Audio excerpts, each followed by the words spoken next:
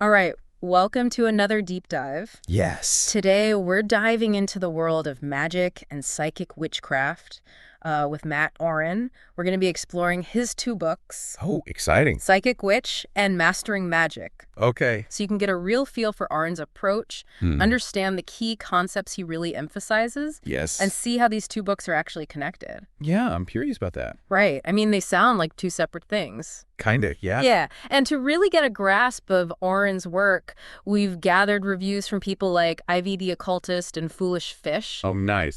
We've got an interview with Auryn on the Order of Chaos podcast. Oh, cool. And we've also got a great written summary of Mastering Magic. Oh, I mean, this is going to be way more than just, your typical book report. We're going to uncover some pretty fascinating connections between magic, psychology, and personal transformation along the way. very cool. I'm very excited for this deep dive. Me too. And what's fascinating about Mat Auryn is that he's become this kind of leading voice in modern witchcraft, Yes. almost like a modern day Donald Michael Craig. Yeah, I've heard that, actually. Yeah. A lot of people are saying that. It's interesting, right? He's kind of filling the spot, Yeah. filling that spot that Craig had for, earlier generations of magic practitioners. Exactly. And one of the things that makes Auryn so influential is that he seems to have tapped into something that resonates with a lot of people today. Yeah. Psychic Witch, his first book, was just a huge success. Oh, wow. Even taking Auryn himself by surprise. Really? Yeah. And so he actually wrote it to be the kind of guide he wished he had when he first started exploring magic. Oh, that's great. Clear, accessible, practical. I love that. Yeah. I think it's really, really cool when people sort of take their own experience and go, well, if I had this, it would have been so much easier. Yes. And then provide that. I think that's I wonderful. think that's what he did. Yeah. And from the looks of it, he definitely hit the mark. Yeah. Reviewers like Ivy the Occultist and Foolish Fish praise it for being just super easy to understand and put into practice. Oh, fantastic. Even if you're not coming from a specifically psychic witchcraft background. Yeah. A lot of these things can be a little dense, or Yeah. I think use a lot of jargon. So it's great Yeah. if somebody can come along and be like, no, this is how you can actually do this. Yeah. And Foolish Fish even said that Auryn might be the person who introduces an entire generation to magic. Wow. Just like how many people remember Craig today. That's a pretty powerful statement. Yeah. So what is it about Auryn's approach that makes it so unique? Well, one of the things that really stands out is how he weaves together psychic ability and magic. Okay. He emphasizes that these two things aren't separate, but actually amplify each other. Right. And this ties into another concept that he highlights, and that's the power of intention. He believes that your focused will, your desire, can directly influence your magical outcomes, Right. which is a pretty common thread throughout many magical traditions. Yeah. It reminds me of that saying, energy flows where attention goes. It's like he's saying your intention acts as a sort of energetic magnet, drawing your desired results towards you. Exactly. And he doesn't just stop at the practical level. Mm-hmm. Auryn dives into some pretty profound concepts too, pulling wisdom from sources like the Hermetic principles Okay. and the Kabbalion. Yeah. And, those can be pretty dense topics to grasp, but Auryn has this knack for explaining them in a way that, makes sense, even if you're not super familiar with them. Yeah, I can see that being a real benefit. Yeah. Like you said, that they can be pretty heavy topics Yes. to dive into. So if he can make it easier, Yeah. that's a big win, I think, for people. Yeah. So one example that comes to mind is the Hermetic principle of as above, so below. And Auryn uses this to illustrate the interconnectedness of the universe. Explaining how changes we make within ourselves can ripple outwards Oh, wow. and affect the world around us. I like that. Yeah. It's like he's giving you a glimpse into the inner workings of the universe. Yeah. And how you can tap into that power through magic. I mean, that's really exciting. Yeah. And he also challenges the traditional binary often presented in magic, the idea of the right-hand path and the left-hand path, Yeah. Good versus bad. Right. Instead, he talks about magic as a crooked path Oh. that blends elements of both. I like that a lot. Yeah. It makes a lot of sense. Yeah, like you were saying, good and bad is. Yeah. It's not quite that simple. Right. And it's not always, black and white and clear cut. Yeah, it's almost like, he's saying, Yeah. what's interesting about that is that he doesn't tell you which path is right or wrong. Mm-hmm.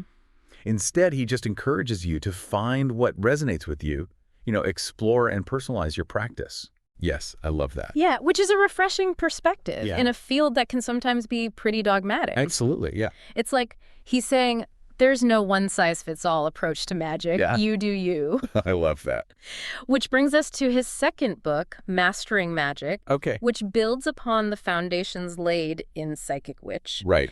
And the way that those two books are connected is even visually represented in their covers. Really? Mastering Magick is like the inverse of Psychic Witch with inverted colors and a complementary eye symbol. It's like they're two sides of the same coin, reflecting different facets of magical practice. That is really, really neat. It's very clever how he did that. It is. It's like he's giving you all these little clues. Yeah, like a little puzzle almost to figure it out.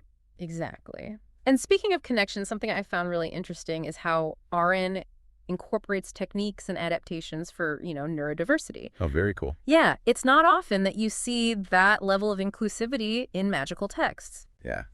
It's kind of refreshing to see that in there. He even talks about how those with ADHD, aphantasia, or other neurodivergencies can adapt practices to suit their needs, making magic accessible to, like, a much wider range of people. That's fantastic. Yeah, I think that's something that is really, really important. Yes. That it's not just for, one very specific type of person. Yes. But it can be adapted and it can be used by anybody. And he even challenges this common misconception about ADHD being like an inability to focus. Right. Instead, he frames it as a deregulation of focus. Okay, I like that. Yeah, he shares his own experience with ADHD, explaining how it can lead to hyperfocus, which can actually be beneficial for certain aspects of magical practice. Yeah, absolutely. It's a powerful perspective shift, Instead of seeing it as a limitation, he reframes it as a potential strength. Right. I really like that. Yeah, so he's really pushing the boundaries of what it means to be a magical practitioner. So what does Mastering Magick actually dive into? So based on the summary we have, it seems to delve deeper into traditional spellcasting techniques. Okay. Building on the psychic foundation established in Psychic Witch. Gotcha.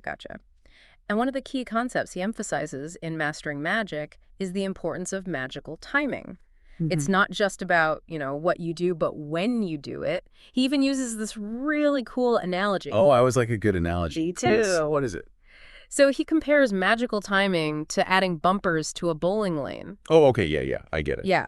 It doesn't guarantee that you'll get a strike every time, but it definitely increases your chances of hitting those pins. Yeah, absolutely. Exactly. And while Mastering Magick does get more into astrology than Psychic Witch, Auryn encourages, like, a gradual approach. You don't have to become an expert astrologer overnight. Right, yeah. He suggests starting with the basics, like working with lunar phases and the time of day, and then slowly incorporating like more complex timings as you gain experience. Yeah, that makes a lot of sense. Yeah, it's like he's providing like a roadmap for your magical journey, helping you navigate the complexities of spellcasting without feeling overwhelmed. Right. That can be a lot to kind of take in all at once. Oh, for sure. And, there's this one concept that seems to be at the heart of all of Auryn's work. Okay. And it's this idea of connection. Right. But we're not just talking about connecting with the universe or with spirits. It's about connecting with yourself, with your intuition, with the energy of your tools, with everything around you. Okay. So this is where that psychic element that he emphasizes really comes into play. He stresses the importance of developing your psychic senses so you can really feel those connections, not just understand them intellectually, but actually experience them directly. Okay, I like that. Yeah, it's like he's saying, don't just think about magic, feel it. Yeah, experience it. Exactly. And this emphasis on connection becomes crucial when it comes to working with spirits. Right. Auryn is very clear that working with spirits is a transactional relationship, not a one-way street. Right. It's about respect, understanding, and knowing your own limits. Yeah. He even cautions against jumping into like goetic magic too early, especially if you're not energetically or emotionally prepared for the intensity of working with those particular spirits. Yeah, if you're not ready for that, then you're going to run into some trouble. Exactly. It's like he's saying, sure, you could try summoning a demon on day 2, but are you really sure that's a good idea? Yeah. Right. He emphasizes the importance of having a solid foundation, knowing your limits, and seeking guidance from more experienced practitioners when needed. Absolutely. And he even mentions that working with, like, angelic beings can be just as dangerous if approached without the proper respect and understanding. Yeah. It's not about controlling spirits, but collaborating with them in a way that's beneficial for both parties. Absolutely. So we've talked a lot about Auryn's approach, his emphasis on connection. But what about his take on the nature of magic itself? Right. There's this really interesting point he makes in his interview where he talks about the power of words. He connects the words spell and grimoire back to their linguistic roots in speech and grammar. Oh, wow. Okay. Right. That's fascinating. It's like he's highlighting how language itself is inherently magical. Yeah. Right. Yeah. That makes a lot of sense. Yeah. I like that a lot. And this ties back to his emphasis on intention. The words you choose, the way you structure your spells, it all carries weight and influences the outcome. Yeah. He's encouraging you to be mindful of your language, both internally and externally. Right. Because it shapes your reality. Yeah, absolutely. Yeah. And he even makes this fascinating point about the names of deities. Okay. Explaining that the names we use aren't their true names, but rather they function like phone numbers or symbolic representations. Oh. This idea comes from the Greek magical papyri. I see. So it's not about having some secret password to control a deity, but rather using a specific symbol or vibration to connect with a particular aspect of their power. That makes a lot more sense than some secret code. Yeah, and this ties into another point he makes about the nature of reality itself. Okay. He suggests that reality isn't as solid and fixed as it seems. Oh, interesting. Drawing a parallel between the scientific understanding of atoms, which are mostly empty space, and the chaos magic axiom. Okay. That nothing is true, everything is permitted. Oh, wow. Okay, yeah. So he's kind of bringing in that that chaos magic perspective a little bit. Yeah. I like that.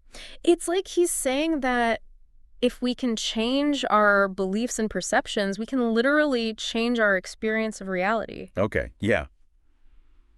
That's pretty mind-blowing. It is. He even mentions the influence of role-playing on magic. Really? Explaining how stepping into a role or adopting a belief system, even temporarily, can profoundly impact our consciousness and our experience of the world. I mean, that makes a lot of sense. Yeah. It kind of ties into what we know about acting and how it can actually change us and how we perceive the world. Exactly. It's almost like he's using acting techniques as a form of magic. Yes.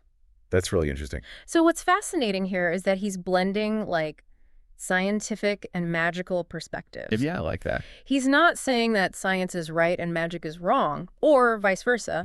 Instead, he's highlighting how both offer valuable insights into the nature of consciousness and reality. I think that's great because I think for a long time there has been this conflict between science and spirituality and magic, and this has to be true and that has to be true, but really it's all kind of pointing to the same things in different ways. Exactly.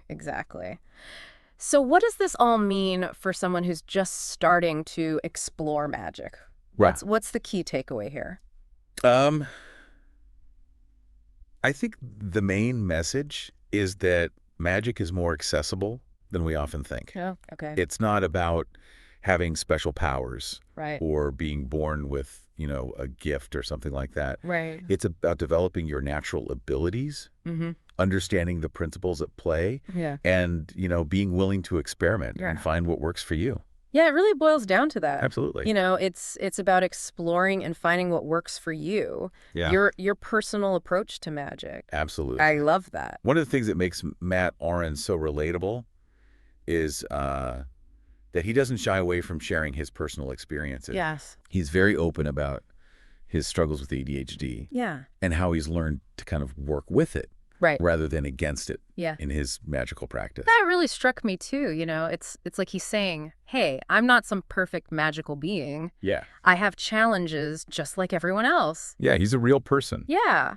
And that makes his work so much more approachable, especially for those who might be intimidated by the idea of magic. Absolutely. Yeah. It makes it seem like something that's attainable, that you can actually achieve. Yeah. Rather than something that's, reserved for special people or whatever. Exactly. He demystifies the whole, magician in a robe stereotype. Right. And shows that magic is something you can integrate into, like, your everyday life, even if your brain doesn't fit the standard mold. Yeah, it's not this, like, esoteric thing that's off in the distance. Yeah. It can be something that you use day to day. Right. It's like he's holding up a mirror to the magical community and saying, look, we're all a bit weird, and that's okay. Yeah, that's good. In fact, our unique quirks might actually be our strengths. Exactly. Yeah, celebrate your weirdness. Yeah, exactly. And he talks about how ADHD, with its tendency for hyperfocus, can be a real asset when it comes to certain magical practices that require, like, intense concentration and focus. Yeah, that makes sense. Yeah. And I can see how that would be a real advantage in those situations. It's not about trying to force yourself to fit into a box, but finding ways to work with your natural wiring. Yeah. I mean, you kind of have to play to your strengths, Yeah. right? Yes. It's like he's saying, instead of fighting against the current, learn to ride the wave. I like that. And that brings us back to one of his core principles, the importance of personalizing your practice. Yeah, that keeps coming up. Yeah, it really does. Right? Which is great. It's like he doesn't just give you, like, a set of rules to follow blindly. He provides a framework, a set of tools, and then encourages you to experiment, to play, to discover what works best for you.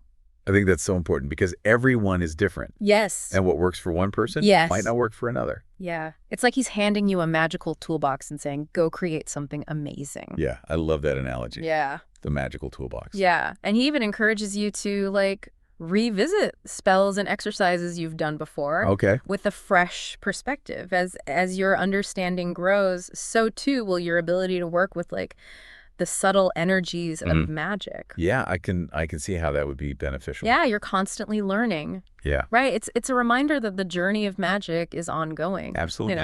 There's always more to learn, more to explore, more to discover about yourself and the universe. That's the beauty of it. Yeah. Speaking of discovery, I found it fascinating how Auryn talks about, like, finding inspiration for his work. Oh, really? Yeah, he even mentioned that the titles and themes for both Psychic Witch and Mastering Magic came to him in dreams. Oh, wow. Which I think is pretty cool. Yeah. It's like he's tapping into some other realm for that inspiration. Yeah, and he also talks about working with specific spirit guides for each book. Okay. An owl for Psychic Witch and a moth for Mastering Magic. Oh, interesting. So what do you make of that? Well, the owl is often associated with, like, wisdom, intuition, and seeing in the dark. Right. Which aligns perfectly with the themes of developing your psychic abilities explored in Psychic Witch. Yeah. Like, the owl is guiding you through the shadows, helping you to see what's hidden. I like that a lot. Yeah. Yeah. Yeah, it's fitting. Yeah. And what about the moth? So the moth, with its attraction to light, its transformation within a cocoon, it seems to symbolize the journey of self-discovery and spiritual growth that Auryn emphasizes in Mastering Magic. Yeah, I like that. It's kind of like that process of going through the darkness to emerge transformed. Yes. And the moth imagery even ties into his concept of magical timing. Okay. Moths are most active at night, attuned to, like, lunar cycles and the subtle energies that are most potent in darkness. Right. It's like he's saying there's a time and a place for everything, and sometimes the most powerful magic happens when we embrace the shadows. I like that a lot. Yeah. It's very poetic. Yeah, it really is. It's a beautiful example of how he weaves together personal gnosis, natural symbolism, and practical magical technique. Yeah, it's not just about following steps 1, 2, and 3. Yeah. There's a deeper meaning there. Yeah, it's not just about following a set of instructions, but tapping into, like, a deeper understanding of the interconnectedness of everything. Absolutely. And, something else that struck me about Auryn's approach is that he he doesn't shy away from talking about like the shadow side of magic. Okay. He acknowledges that curses are real and that working with certain spirits can be dangerous if you're not prepared. That's an important point to make. It is, right. It's like he's not trying to like sugarcoat things or present magic as this purely positive, fluffy practice. Yeah, it's not all, rainbows and unicorns. Yeah, exactly. He emphasizes that magic is a powerful tool, and like any tool, it can be used for good or for ill. Absolutely.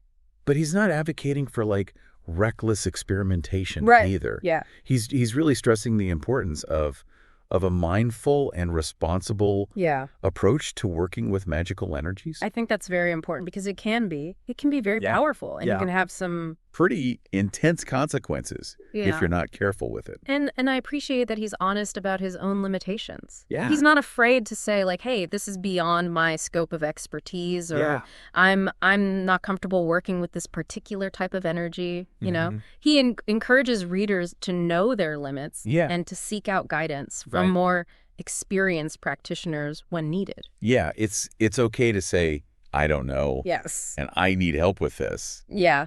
Exactly. It's like he's saying magic isn't about ego or trying to prove how powerful you are. It's about humility, respect, and understanding the vastness of what we don't know. Yeah, it's about being humble and knowing that there's always more to learn. Exactly. And, that vulnerability, that willingness to admit that he doesn't have all the answers, actually makes his work even more powerful. I think so too, yeah. It creates this sense of trust and authenticity. Yeah, he's a real person. Yeah, it's like he's saying, we're all on this journey together, learning and growing along the way. It's a far cry from like the image of the solitary magician in a robe, isolated in their tower, hoarding knowledge and power. It's not about that. No. It's about community. Yes. It's about sharing knowledge. Right. It's about helping each other. Auryn's work is all about sharing knowledge, empowering others, and creating a more inclusive and accessible approach to magic. Absolutely. And, when we strip away the mystique and the dogma, what we're left with is like the power of consciousness itself. That's at the heart of it. Yeah. The ability to shape our reality through intention, belief, and connection. Yeah, absolutely. Yeah. And that connects back to what Auryn says about reality being more fluid and malleable than we often perceive it to be. Right. It's not about denying the physical world, but understanding that our consciousness plays a role in shaping our experience of it. Absolutely. Yeah, it reminds me of the double slit experiment in quantum physics, which shows how the act of observation can actually influence the behavior of particles. Exactly. It's like we're constantly participating in the creation of our reality, whether we're aware of it or not. Absolutely, yeah. That's a powerful idea to consider, right? Yeah, it is. And it makes you wonder if our thoughts and beliefs can influence the behavior of subatomic particles. Right. What other possibilities might be open to us through magic? That's a big question. Yeah. It is. It's like Auryn is encouraging us to step outside of the limitations of our current paradigms and embrace a more holistic and integrated view of the world. Yeah, to expand our thinking. Yeah. He even compares our minds to computers, suggesting that magical tools and symbols can act like external hard drives, freeing up RAM in our brains so we can focus more on the energy work itself. So kind of outsourcing some of those tasks. Exactly. It's like he's saying, don't get bogged down in the technical details. Let the tools do their job so you can focus on the magic. Yeah, let the tools handle it. Yeah. Exactly. That's a great way to think about it. That's a really interesting analogy. It highlights how magic can be seen as a technology, a way of interacting with the subtle energies of the universe to create tangible results. Absolutely, yeah. And it brings us back to that chaos magic axiom. Nothing is true. Everything is permitted. Right. If reality is, at least in part, a construct of our consciousness, then what are the limits of what we can create? Yeah, I mean, that's a really interesting question. It is, right. That's a question that Auryn seems to be inviting us to explore through his work. Yeah. He's encouraging us to question our assumptions about reality, to experiment with different perspectives, and to discover the power of our own consciousness to shape our experience of the world. Absolutely. Yeah. Yeah, it's about pushing the boundaries of what we think is possible. He's not handing us a set of answers on a silver platter. Yeah. He's giving us the tools to find our own answers, Wow. to forge our own paths, and to create our own magic. I love that, yeah. Yeah. And you know, in a world that's often so focused on logic, reason, and the material world. Yeah, very much so. That's a truly radical and empowering message. Absolutely, yeah. It's like he's saying, don't be afraid to embrace the mystery, the unknown, the possibilities that lie beyond the realm of what we currently think is possible. Yeah, to really challenge those preconceived notions, to step outside of that box. Yeah, exactly. It's about stepping into that space of, I don't know, of being willing to be wrong, of embracing the wonder and the magic of it all. I love that. I think that's such an important point. Yeah. And you know, that sense of wonder, that childlike curiosity, that's what fuels the true magic of discovery. Yeah, that's where the real magic happens, I think. Yeah. When you can let go of those preconceptions and just be open to the wonder. And I think that's what makes Auryn's work so appealing. He's not just teaching you about magic. He's inviting you to play with it. Yeah, I love that. To tap into that inner child who delights in exploring the unknown and pushing the boundaries of possibility. Yeah, it's like he's giving you permission to be a kid again. Exactly. Which I think is something that we all need a little bit more of. Oh, for sure. It's like he's reminding us that magic is not just about power. Right. It's about joy. It's about connection. Yeah. It's about embracing like the fullness of who we are and the infinite potential that lies within us. Yeah, and that's what makes it truly magical. Exactly. Yeah, that's a beautiful perspective.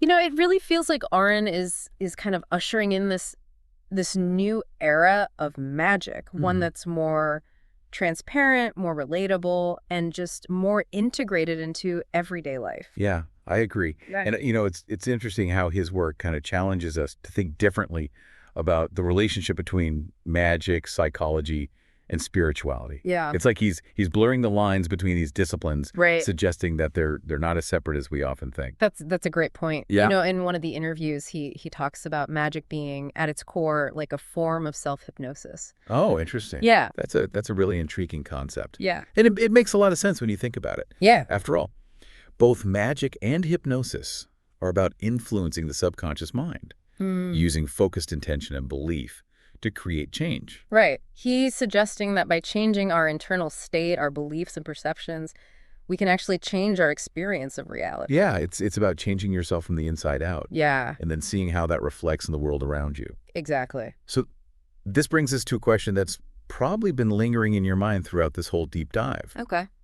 Could it be that magic itself, in all its forms, is ultimately a form of self-hypnosis? I mean, it's a pretty mind-blowing thought, isn't it? It is. Is it possible that all rituals, all spells, all spiritual practices are essentially ways of intentionally shaping our experience of the world through focused intention and belief? It really challenges us to consider the role of consciousness in creating our reality. Yeah. You know, if we can change our minds, can we change the world around us? That's the million-dollar question. It is. And while Auryn doesn't claim to have, like, all the answers, he definitely gives us the tools and the techniques to explore those questions for ourselves. Yeah, he gives us a starting point. Yeah. And then encourages us to go from there. He's encouraging us to become, like, active participants in the creation of our reality, not just passive observers. Absolutely, yeah, to take control of our own experiences. And, you know, it's interesting how all of this connects back to our mission for this deep dive. Yeah. We set out to understand Auryn's approach to magic, explore the core concepts he emphasizes, and see how his two books, Psychic Witch and Mastering Magic, are connected. Right. And I think we've definitely achieved that. I think so too. We've seen how he weaves together psychic ability and magic, highlighting the power of intention, the importance of personalizing your practice, and the transformative potential of connecting with yourself, with spirits, and with the world around you. Yeah, we've delved into some pretty deep concepts along the way. We have. From the Hermetic principles to the nature of reality itself. Yeah. All while, keeping things accessible and engaging. Yeah. I think we did a pretty good job with that. We did. Yeah. We've also seen how Auryn's personal journey, particularly his experience with ADHD, has shaped his approach, making magic more inclusive and relatable. Absolutely, yeah. That's something that I think is really important. It is. Is to make magic something that everyone can participate in. Yeah. Not just, a select few. So as we wrap up this deep dive, we want to leave you with this question. Okay. What resonated most deeply with you? Yeah. What really stood out from all of this? Was it Auryn's emphasis on the interconnectedness of everything, the idea that magic is a form of self-hypnosis, the importance of magical timing? Or maybe it's something else entirely. Whatever sparked your curiosity, we encourage you to explore it further. Yeah. Pick up one of Auryn's books. Yeah, Psychic Witch is a great place to start. Yeah. If you're new to his work. Absolutely. And see how his teachings resonate with your own experiences. Approach your practice with a sense of curiosity, openness, and remember that this is a journey, not a destination. Yeah, there's no finish line. Right. This is something that you're constantly evolving and growing with. There's always more to learn, more to discover, and more magic to create. So keep seeking, keep questioning, and keep diving deep. Until next time,